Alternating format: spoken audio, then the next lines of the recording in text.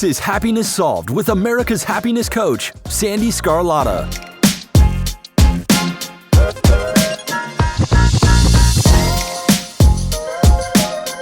Hello, everyone, and welcome to today's episode. I am so happy you're here. So I recently had an amazing opportunity to talk about this topic on live TV.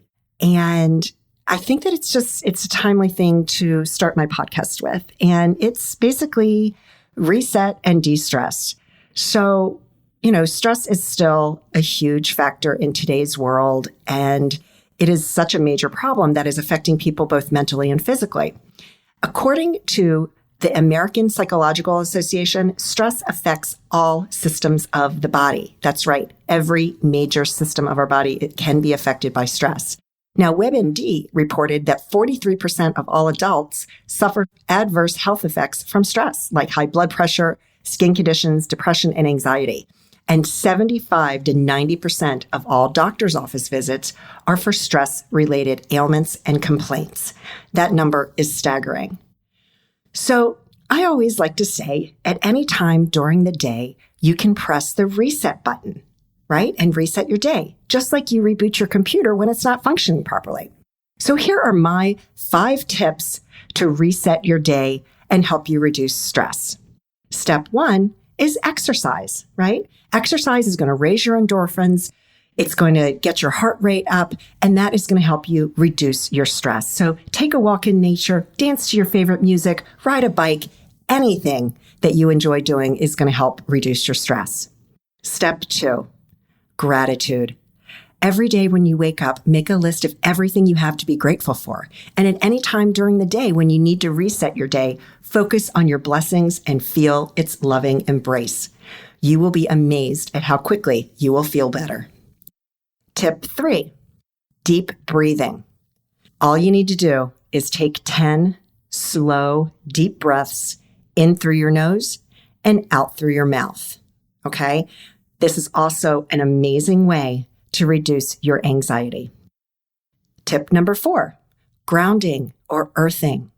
So this just simply means taking off your shoes outside and feeling the grass or the earth beneath your feet, right? This is energizing and balancing for your emotions.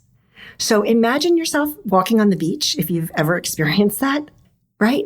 The sun's shining, you've got a breeze blowing, you hear the sound of the ocean, but what's really happening is that your feet are touching the earth. That's why it feels so great. So just take off your shoes and walk on the grass. You don't have to go to the beach. And the last step, number 5, is trust. Learn to trust that everything is going to work out exactly as it's supposed to, right? It always does.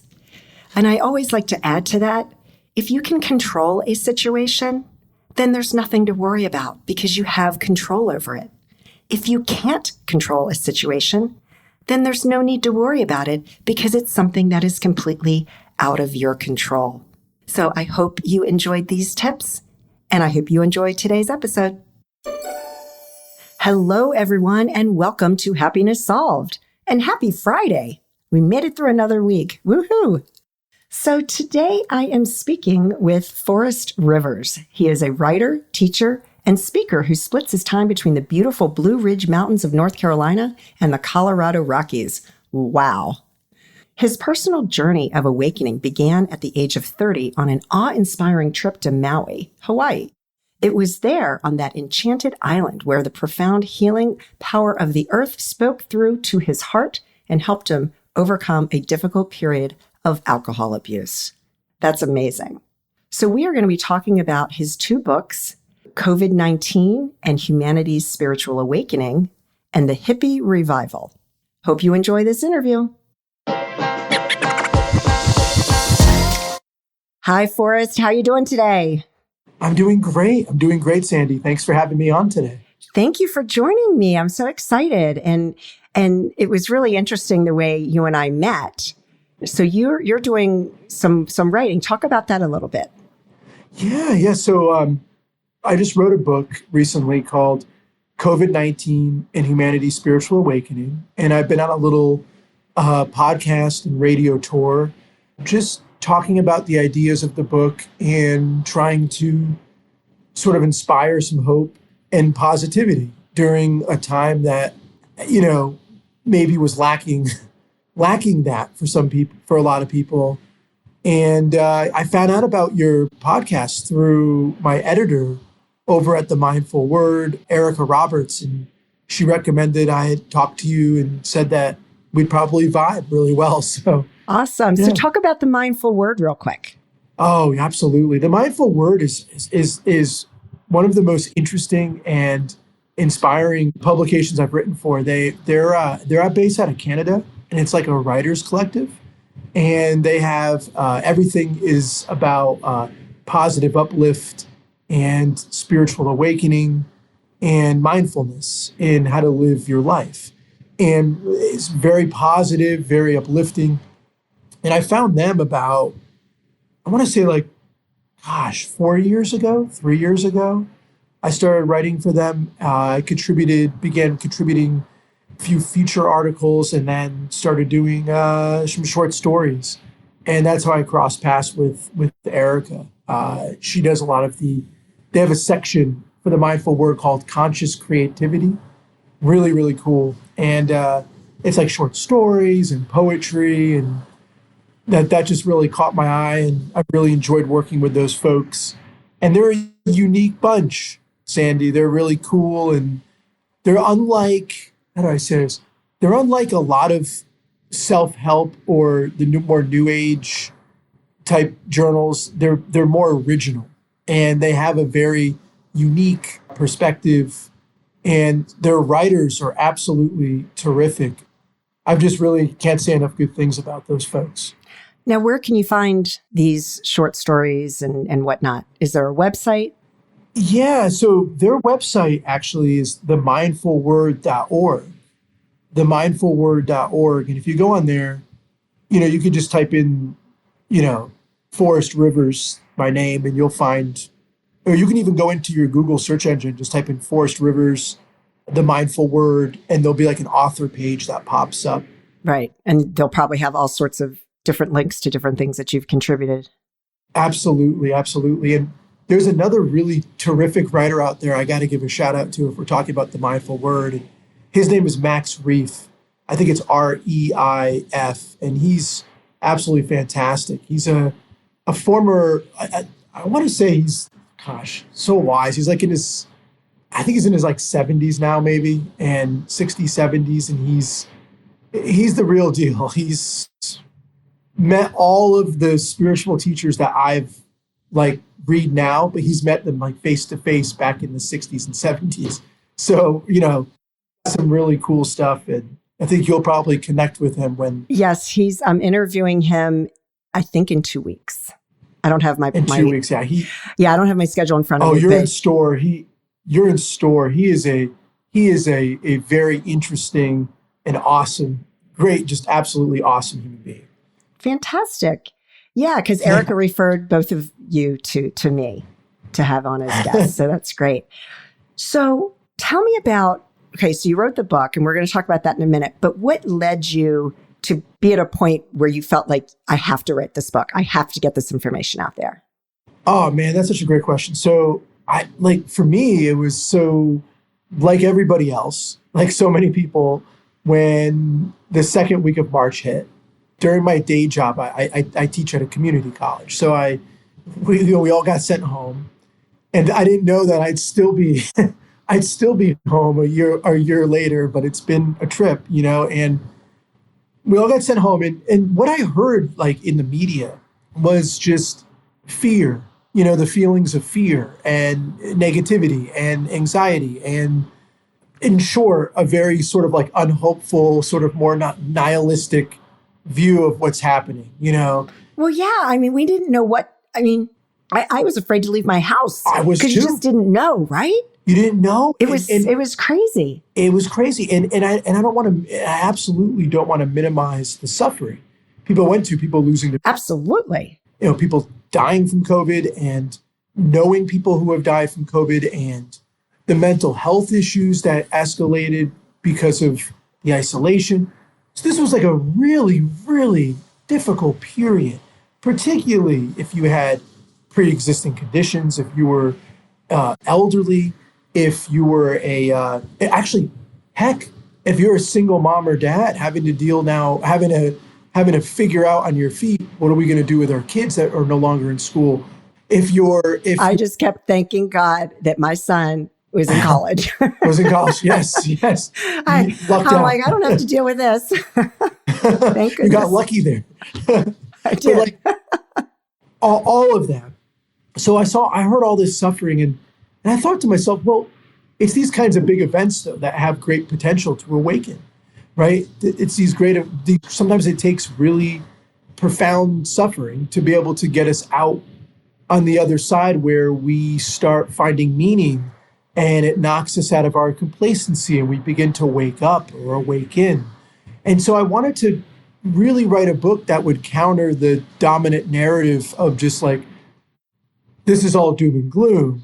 And I wanted to say, yes, there is without a doubt all of this suffering happening, but it's how we respond to the suffering that matters, right? And so what are our lessons that we're going to learn from this that can lead us into a more positive direction? And so the book really came out of, by the way, I wrote the book, I started writing it right when we went into lockdown.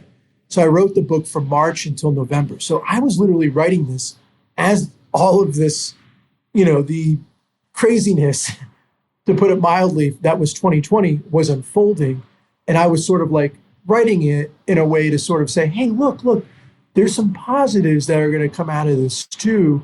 There are some things that could really contribute to our own spiritual awakening. So I wanted to give a really like positive and inspired message during a time where people were feeling nothing but sort of negativity, understandably, and suffering in the whole 9 yards. And so I wrote this book. So it was partly to inspire people, and then partly I wrote it to help me make sense of what was happening. I had all of these thoughts and all of these reflections, and I was like, I got to get this out. So it started actually as a series of essays, and many of the essays were written actually for the Mindful Word.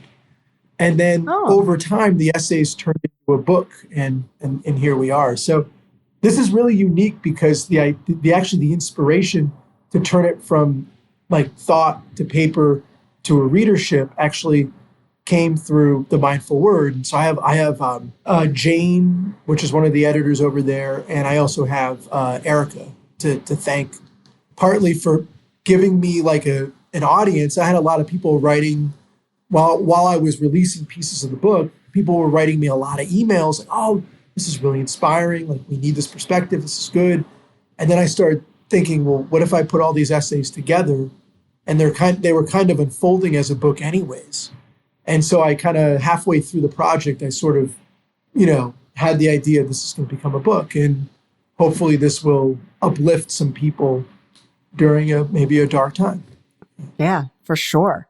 For sure. So what are some of the topics that you talk about?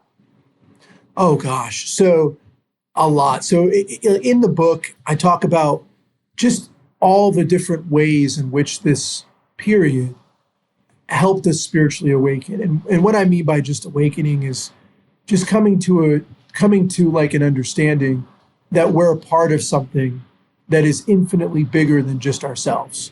Call it the universe, call it God, call it spirit. And that everything in this universe is like mystically and mysteriously tied together as one.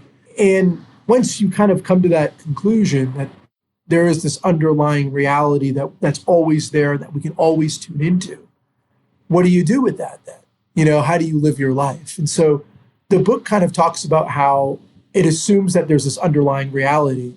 And then underneath it, and I draw from Eastern religion heavily throughout this book, Taoism and Buddhism and Hinduism.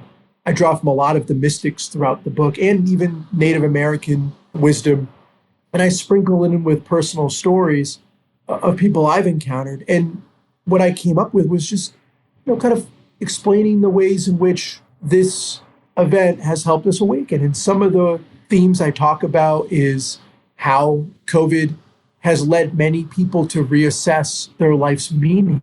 We had so much time to reflect that suddenly people were having to consider, am I doing what I want to do with my life? am I really, really living a life with purpose and meaning? And those existential questions started being raised over the last year. I talked to numerous people who were like, I don't know if I want to do my office job anymore. I'm not really sure I want to go, having to go do this thing anymore. I want to maybe experiment. Maybe I want to go live off the grid for a little bit. Maybe I want to do something. Like I have a friend, I tell a story in the book, and he decided that he wanted to start kind of an inspirational YouTube channel. And so he's doing that. I have another buddy who's like, I'm not sure I want to do office work. I'm going to go become a woodworker. People were re-questioning their meaning during this. I talk about that. Another key theme is how COVID brought to light our fear of death. Right. Because death was all around us during this whole event, and how this has been an important opportunity to come to terms with death, come to terms with our fear of it, so we can live life more fully. Another theme I talk about in the book was how this is a wonderful opportunity to reconnect with nature. All the time we had where we saw kind of society come to a standstill, many people were saying, well, wait a minute, we don't have all of that stuff out there that entertain us anymore. Maybe we have to reconnect with the natural world. And we all saw the positive impacts it had on the earth with all the, less pollution, less smog, all of the for things. Sure. So that's a big theme throughout the book. And then I talked about how part of being spiritual, right, is first of all, doing the inner work on yourself. So how this could be a period for personal empowerment. This could be a real important time to use this period for, since we have more time for reflection and contemplation than ever before, this was a wonderful time to start sort of taking an inventory of our own, what we can do to improve ourselves and evolve. So I talk a lot about in the book about the importance this presented to start up a daily meditation practice, which I am absolutely a huge proponent of and would recommend it to everybody, right? Exactly. A daily meditation practice. It doesn't matter if it's, scientific studies have shown that all it takes is 5 minutes to 10 minutes a day to radically alter your awareness and your presence. It doesn't have to be 2 hours a day meditating in a cave. You can wake up in the morning and, find a comfortable space and let it go for 10 minutes, 5 to 10 minutes. So I talked about how this period has been wonderful for bringing that to the surface, the need to establish healthy, spirited practices like meditation and prayer. That's another big theme I talk about. Another theme was the awareness this event brought of how we have to translate our own individual spiritual awakenings to addressing some of our bigger collective problems, like our, embarrassing levels of poverty or the homelessness problem or the lack of respect shown to Native American cultures who, so I talk a lot about that throughout the book. I have chapters devoted to that.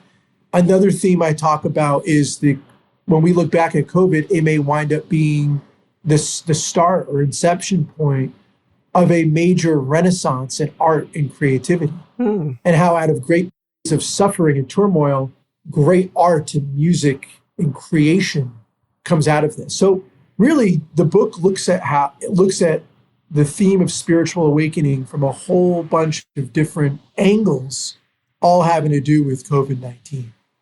Wow. So when you were talking about that, it is a lot. It is a lot. And when you were talking about meditation, so I used to meditate all the time. And then, life got busy and I stopped it. Sure. But one thing that COVID did for me was because I was working from home and I'd already finished my book. I sent it to the printer last April of 2020, but I finished it in January before the pandemic hit. And the weird thing about that was that I talk in there about how we're at a crossroads in humanity and that we have to change, we have to shift. And I wrote that in August of 2019. And so I couldn't wait to get my book out there because I'm like, people need this, right? And it was released February 1st of this year. But so with meditation, what I started doing is, because one of my best friends calls me a thoroughbred. And I've always been this way. Like, I am so type A. And when I work, I just go all at it. And so because, I still have a full-time job, as like you do. And, I started working on the podcast and all of these other things that I'm working on, that I would reach a point in the day where I was just mentally exhausted. So I'd go upstairs, crawl in bed, start meditating, and which usually would end up, I'd fall asleep for maybe 20 minutes and then get up. And it's like this major reboot, recharge, right, of my day. Well, the interesting thing for me as a writer, I'm an inspired writer, right? I only write when I'm inspired to write. So today I've been struggling with something. And as soon as I came back down into my office and I turned on my computer, all of a sudden it was like, poof. And so I sat there and I just started writing out something that I'm working on. And it was just amazing just being able to take a little bit of time just to reset, recharge, reboot, whatever you want to say, that I was like, all of a sudden that creativity just came right back. And to the point where I was almost late coming to this interview because I was so engrossed. And I was like, oh my gosh, I gotta go. And so, this is my little studio in our basement that I record my podcasts in. So I had to get everything, bring it downstairs and get set up. And, but yeah, that meditation is huge, huge. Oh, it unleashes, it not only unleashes creativity, it unleashes presence. And just slows your whole day down. The whole thing becomes you're more present to everything that's happening. Exactly. One more thing go ahead. Oh, and I wanted to say too, I think that's really profound and cool that you were talking about how humanity's at a crossroads. And you had written that in your book prior to COVID. I think that's very fascinating and I think we've been at a crossroads for a while. And COVID really, if everything in our society wasn't already exposed, already in the process of being exposed, this shot it out of the cannon. Everything, whether we're talking about whatever we're talking about, or whether we're talking about how fast-paced our society is, or the environmental damage we're causing, or our lack of democracy, or our lack of awareness in our day-to-day lives, it brought everything to the forefront. So I think that's really fascinating that you picked up on that early.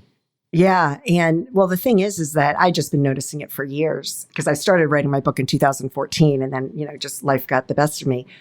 But What I noticed throughout COVID is that it brought out the best in some people and the worst in some people. Yes. And that was what was and then you add into a presidential election. And, it was like a perfect storm, 2020. It was. And it was the perfect storm. And it definitely showed the power of intention. Whatever your intentions are, so will become, Exactly. Yep. Exactly. So what is the name of your book again? So it's COVID-19 and Humanity's Spiritual Awakening. COVID-19 and Humanity's Spiritual Awakening. And then where can you find the book? You can find the book on Amazon, Barnes & Noble, online, and then also through my publisher, Conscious Living Media. And I have a little special promotion for the book that if you get it off of Amazon and you leave a review and then you write me an email, I'll send you a copy of my first book, The Hippie Revival. So that's what I've been doing with people right now. It's fun. So that's awesome. So tell me about the Hippie Revival. That just the title is like, ooh, tell me more. Yeah. So it's funny, just like you, very similar. I wrote the Hippie Revival out of I wrote the book back in 2016. I wrote it throughout most of 2014 and 2015 and published it in 2016. And that too was about kind of how we need to shift. We need to change gears, that our society is being ruled by ego. Oh, and yeah. And so the whole book was really talking about how we see this reawakening of the hippie spirit in the 1960s and 70s. And the whole book is basically a series of essays that all arrive at different facets of the reemergence of the hippie culture. So I have one about like, I don't know, like mystical experiences. It's kind of far out. It's fun little chapter. And I have a book about the reemergence of psychedelics, or I guess they're now referred to as entheogenic plants and fungi now, and the role that's played in awakening. I have a chapter in there about just a self-titled chapter called The Hippie Revival, where we see the reemergence of hippie ideals. So yeah, it's kind of like, there's actually an essay in that book called The Spiritual Revolution Will Not Be Televised. So there's some pretty interesting, it was a little, actually in some ways, it's kind of funny, the themes of my second book and that they weave. I haven't really thought about this. No one's really asked me. I've done like 20 podcasts so far. No one's ever asked me anything about the first book. So thank you. I'm just thinking, so, and I'm like, they're as I'm thinking about it, the themes are basically the same. I mean, my themes are more or less the same. Yeah. Well, I mean, a lot of authors, Wayne Dyer, Neil Donald Walsh, a lot of Greg Braden, their books are very similar, and they just keep putting out new ones, and it's kind of drawn out from the one before. But back to your book. So first thing that I thought of, do you think that's happening just because marijuana is being legalized in so many states? Is there a correlation? Well, yeah. So that's an awesome question. And I've thought about that. Yes, partly, for sure. I think the culture that tends to surround marijuana tends to be more open-minded, and it tends to be a more free-thinking culture that flows around that. So I think the legalization of marijuana does. And marijuana, if not used, again, it's with intention.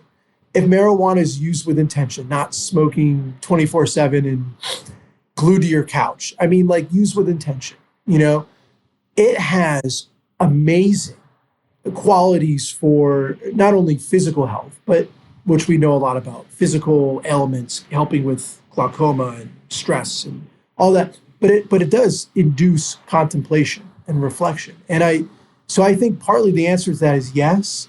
It's partly marijuana, but I would call actually marijuana legalization more of like a symptom of the revival of the hippie culture. And okay. I think it's being driven by a sense of wanting to connect to something deeper. Now, of course, there's the commodification of hippies too, and the commodification of the entire culture. I actually have a whole chapter about that too in there.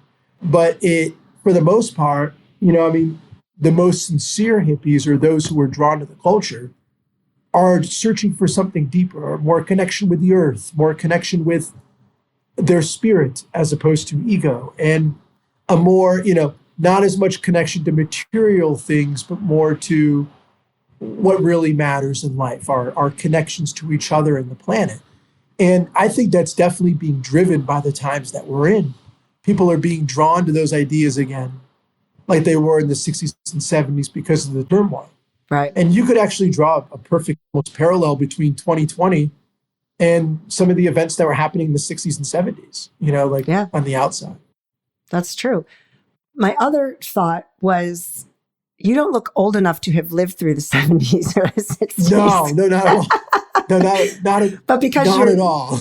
You're a professor, teacher, you probably have just done a lot of studies and research. Yeah, I mean, I have, and I've also, I guess you could say, I've engaged with what you might call the hippie culture a lot, and I've, seen, met some very interesting folks from that era and talked to them directly. And the book is just kind of saying, hey, there's some parallels here, and it's kind of interesting. And those ideas didn't die. They're still with us, and actually be gaining a little bit more steam right now. Wow. Now, can you find that on Amazon as well? Yes, that's on Amazon too. Yep. And I guess I should add, if you want to buy a copy of the Hippie Revival, I'll turn around and send you a free copy of the COVID-19. So there you go. I love it. I'm like, wow, I need to get a second book out and use that idea. Now, what was your book called, Sandee?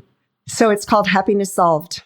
Climbing 100 Steps, sounds, which is the same title as this podcast. Oh, that's so inspiring. Awesome stuff.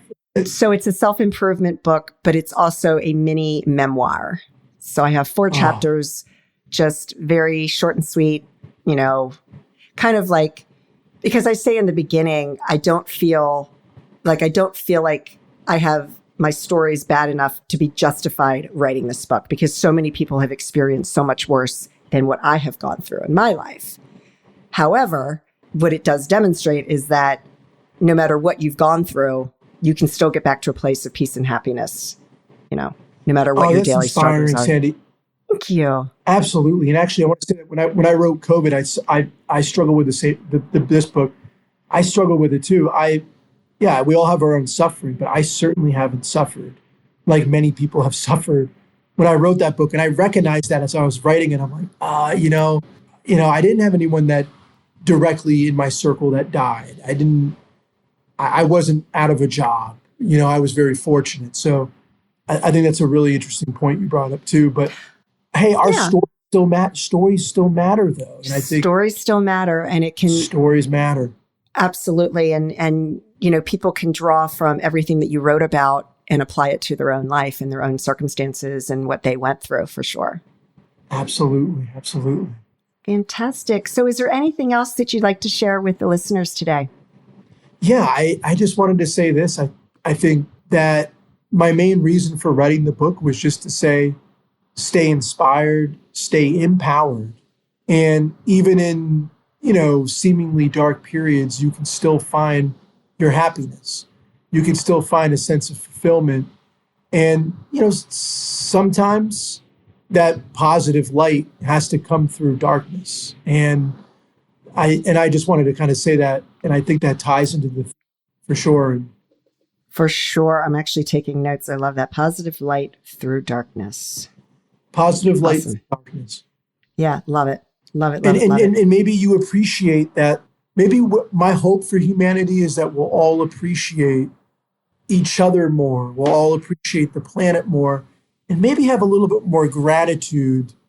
And again, this may not be everybody, but I'm hoping that a growing percentage of the population will have more gratitude and more appreciation for everything in their life coming out of this. I hope so too. What you take from it, that'd be amazing. I couldn't agree with you more. Gratitude is huge. It is huge. Well, Forrest, thank you so much for joining me today. I really appreciate it. And go out there and get his books. They sound amazing. Well, thank you so much. And go get Sandee's book too. That sounds inspiring. All right, Forrest. Thank you so much. Take care. Yeah, take care, Sandee. I just loved that interview with Forrest Rivers. He's such a great guy, and he's somebody who definitely speaks my language. Love it. So you can find out more information about Forrest and his books at forrestrivers.com. Both of his books are available on Amazon. And thank you so much for joining me today. As always, you can learn more about me at sandeescarlotta.com. Please follow me on Facebook and Instagram at Coach Sandee Scarlotta. And my book, Happiness Solved, Climbing 100 Steps, is available on Amazon and Barnes & Noble and through my publisher, archwaypublishing.com. As always, I hope that you and your family are safe and healthy, and that your life is filled with peace, joy, love, happiness, and of course, gratitude. Take care, everyone.